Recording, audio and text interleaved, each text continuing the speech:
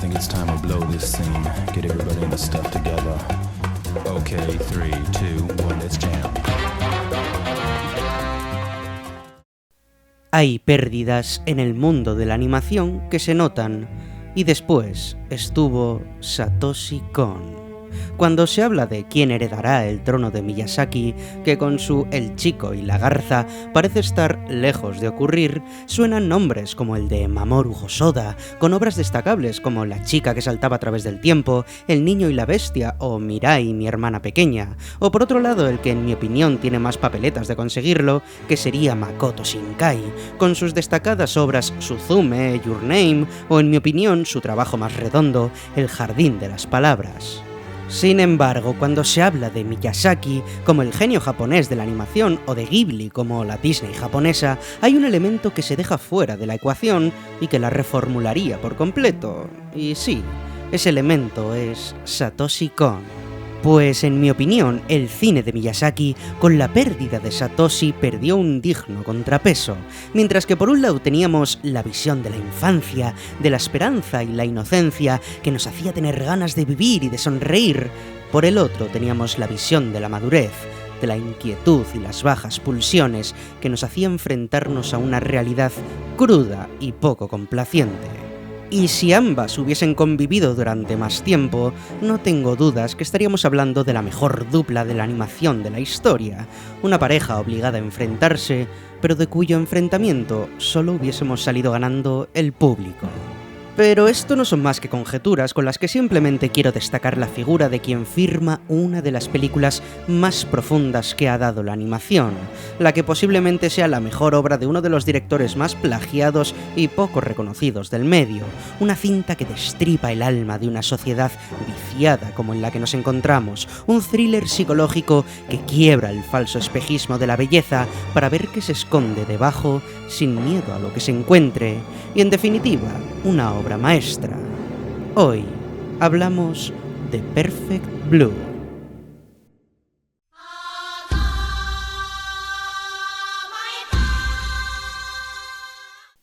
En esta película se nos narra la crisis sufrida por Mima Kirigoe, una cantante idol que decide abandonar su imagen para dedicarse a la actuación. Esto disgustará a sus fans, en concreto a Memania, un siniestro personaje que trata de recuperar a la verdadera Mima, y a su agente Rumi, quien en el pasado quiso triunfar como idol y ahora representa a Mima y vive su sueño en ella.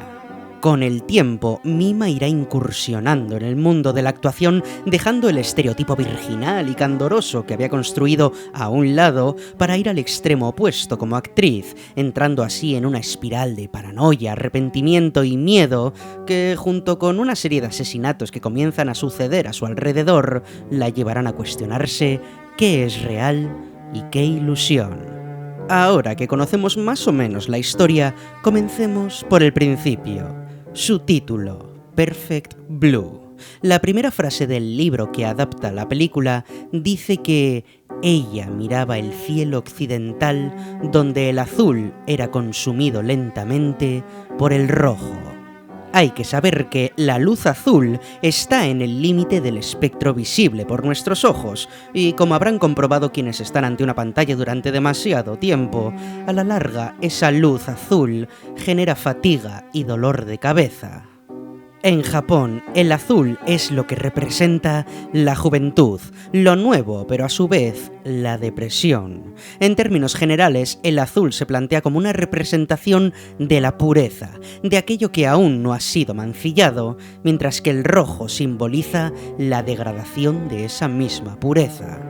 Y sin embargo, mientras que el rojo va apareciendo paulatinamente para mostrarnos la caída en el abismo de la protagonista, el azul, más allá de generarnos paz, genera esa fatiga de la que os he hablado, esa depresión. Es un azul enfermizo que bajo ningún concepto ofrece paz, sino melancolía.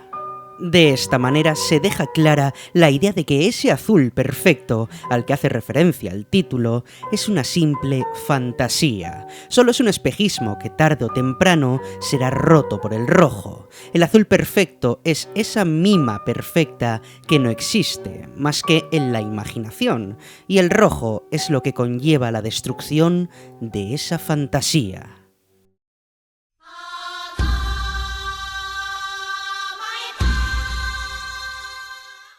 En la cinta se cubren muchos trastornos, así como comportamientos derivados de problemas de identidad y de aceptación. Encontramos de esta manera al personaje de Rumi, quien sufre una psicosis que acaba derivando en un trastorno delirante de grandeza, más conocido como megalomanía, que conllevan delirios enfocados en talentos no reconocidos por los demás y un comportamiento ejemplar fuera de estos ataques. Asimismo, tenemos a Memanía, el joven seguidor, quien al comienzo aparenta ser una persona simplemente obsesionada, pero con el paso de las escenas somos testigos de múltiples alucinaciones en las que se representa su trastorno del tipo erotomaníaco. Véase que tiene delirios con una figura idealizada de la que se cree estar enamorado, aún sin conocerla. Por último, nuestra querida Mima terminará sufriendo un trastorno de identidad disociativo, lo que se traduce en alteraciones de la identidad, ya sea transformando su conciencia, su memoria, incluso su conocimiento. No es casualidad que durante toda la película veamos a los personajes reflejados en superficies o en espejos, evidenciando una realidad siendo consumida por diferentes ficciones asociadas a estos trastornos. Incluso en un momento, Mima debe hablar con el reflejo de Rumi para poder conversar con ella, en un ejercicio narrativo tremendamente acertado. Todos estos desórdenes mentales enfatizan la idea de la cinta a la hora de exponer ese azul perfecto del que ya hemos hablado, de esa mima perfecta que solo existe en la trastornada realidad de los personajes. Hay una mima, véase un azul perfecto, en Rumi, en concreto en su interior, idealizándose a sí misma, otro en Memanía, aunque en su caso está en el exterior, idealizando a la idol que no conoce, y un último en la propia Mima, quien lo sufre de forma externa e interna, pues esa Mima perfecta es una parte disociada de sí misma, que la ve como parte de ella misma y a la vez ajena a sí. Y es que en el cine de Satoshi Kon, lo que sucede en los sueños o en los estados alterados de conciencia, al contrario que en la mayoría de las obras que tratan estos temas, tienen el mismo peso que los sucesos que ocurren en la vida real. La cinta, gracias a esta importancia que cobran las ficciones que generan los personajes, ya sean las de Rumi, viéndose como una idol, las de Memanía, viendo a Mima como un espejismo idealizado, o de la propia Mima al ver su personalidad disociada, consigue que la realidad de los personajes estén íntimamente ligadas a lo ilusorio. De esta manera, en el cine de Satoshi, la ficción toma una importancia equivalente al de la realidad. Así, el director muestra que la mente y las ficciones que genera pueden transformar esa misma realidad. Uno de los grandes aciertos de esta película en cuanto a no saber diferenciar la realidad o la ficción, y que es sumamente difícil de llevarlo a cabo en una historia, es que el espectador, quien cree tener el control de lo que sucede en la historia durante casi la mitad del metraje, que cree saber lo que está sucediendo, cree saber más que los personajes, sufre junto a ellos el desamparo de no reconocer lo que es real y lo que no, cuando todo comienza a enturbiarse. Satoshi consigue que empaticemos con la protagonista, con la caída en los infiernos del desconcierto que sufre paulatinamente, pues nosotros, como público, también lo sufrimos. Esta es la manera en la que una película consigue que experimentemos el cine, véase la ficción, como algo que altera la realidad, véase nuestro conocimiento, haciéndonos partícipes de la misma película y los temas que toca, así como del sufrimiento que originan estos trastornos que remodelan la realidad. Y es que una de las cosas que más me gustan de Perfect Blue es que trata las enfermedades mentales con seriedad y desde un punto de vista muy cercano a la realidad, pues en muchas historias de anime o en general los tratan como chistes, es decir, se curan de milagro, no hay secuelas y los tratan de manera superficial. En cambio, aquí, sin ir más lejos, cuando todo ha terminado, Mima parece estar sana y Rumi recluida. En la versión japonesa, la frase final que dice Mima, no por casualidad mirando a un espejo,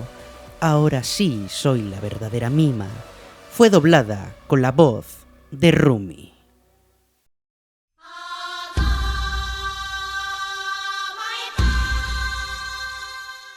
Si hay algo que se traduce de los trastornos de todos los personajes, es la generación de identidades ilusorias. Pero como ya hemos visto, Satoshi nos muestra que el mundo ilusorio es tan importante como el que no lo es, haciendo que esas identidades sean tan reales como las originales. La cinta, entre otras muchas cosas, es una representación cruel e irónicamente realista del mundo audiovisual, de lo complejo que es desligarse de una imagen, de desprenderse de ese disfraz con el que siempre te ve el público y con el que cada vez uno se siente más cómodo, hasta el punto de no reconocerse sin el puesto. El montaje, que con el paso de las escenas cada vez se fragmenta con mayor frecuencia en momentos menos fluidos, así como el uso creciente de la elipsis, mezclando momentos de Mima en su día a día con la Mima que está en mitad de una actuación, enfatiza esa disociación de la identidad. Cada vez Mima reconoce menos qué máscara es la que tiene que llevar puesta, y al público nos confunde tanto como a ella, haciéndonos partícipes de forma narrativa de sus diferentes identidades y de la falta de control al diferenciarlas. Y por si no fuera suficiente, el personaje que Mima debe interpretar es una mujer que termina enajenada tras la muerte de su hermana, a la cual ha suplantado creyendo que es ella misma, haciendo una triple capa dentro de la mascarada de Mima. Por otro lado, Rumi, al igual que pasa con Mima, tras la escena en la que Mima acepta aparecer en una película siendo violada en grupo, comienza a desligarse de su papel de manager para comenzar a ser la protagonista. Rumi no puede aceptar que el azul perfecto con el que ella soñaba de joven vuelva a ser mancillado por el rojo. Así pues genera una identidad en sí misma que es perfecta, y sin embargo siempre aparece repleta de colores rojos, mostrándonos que, en efecto, ella ya es una Mima que fue corrompida, que sería quien llevaría a cabo todos los asesinatos de la cinta y la que cree que en última instancia debe asesinar a la Mima original para que ese azul perfecto pueda volver a su vida. El uso esporádico de mostrarnos los reflejos de Rumi siendo Mima, más allá de ser un recurso genial para que el espectador comprenda qué es lo que está sucediendo, a la par que lo hace la misma Mima, haciendo uso de herramientas narrativas para cambiar el punto de vista, pues pasamos de la realidad vista desde los ojos de Rumi a la realidad vista desde los ojos de Mima, es la representación perfecta de las identidades reflejadas, del espejismo y de cómo la ficción de esas identidades falsas tienen impacto en la realidad mientras se muestra, no se cuenta, como hace el cine que merece la pena.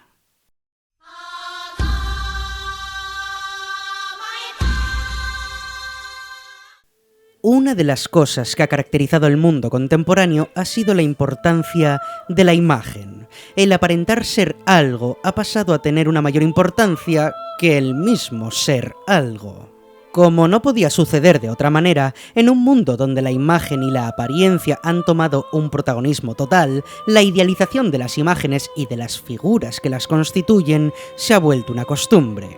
En la cinta hay muchos momentos que destacan a la hora de tratar el fanatismo, pero me enfocaré en el que es, para mí, el más revelador. Este se da al inicio de la película, en el que se nos presenta no solo a Mima como esa idol que inspira una perfección ilusoria, sino a Memania, un joven que cae de lleno ante el espejismo. El momento en el que el personaje encuadra a la idol dentro de su mano es, junto con el de los peces muertos que refleja la muerte de la identidad entre otras muchas cosas, el momento más importante de la cinta. Aquí se nos muestra no solo la perturbación que genera en el público la figura de Memania, cuyo físico acompaña a la perfección esa sensación, sino mucho más.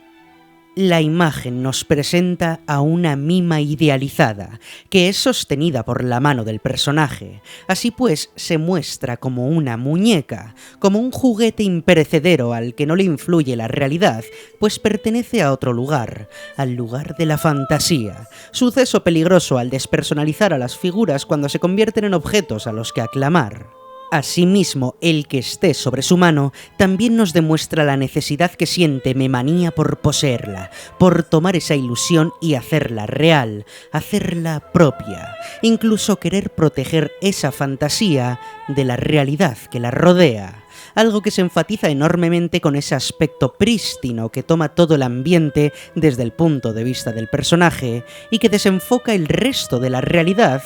como en una ensoñación. Vemos la caída de esa ilusión cuando a Mima le lanzan una lata. La muñeca perfecta se escapa de la mano del personaje, esa ilusión desaparece, al igual que ese aura de perfección que la rodeaba.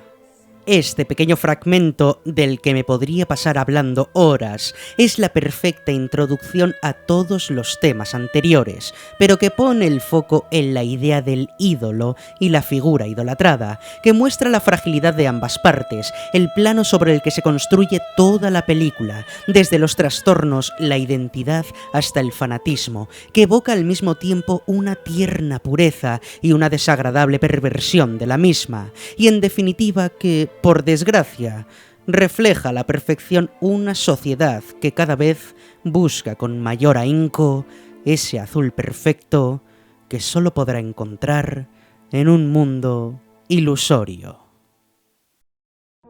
Os recuerdo que tengo otro canal dedicado en exclusiva a la animación. Por aquí encontraréis muchas más recomendaciones y análisis, así que si os interesa, estáis más que invitados.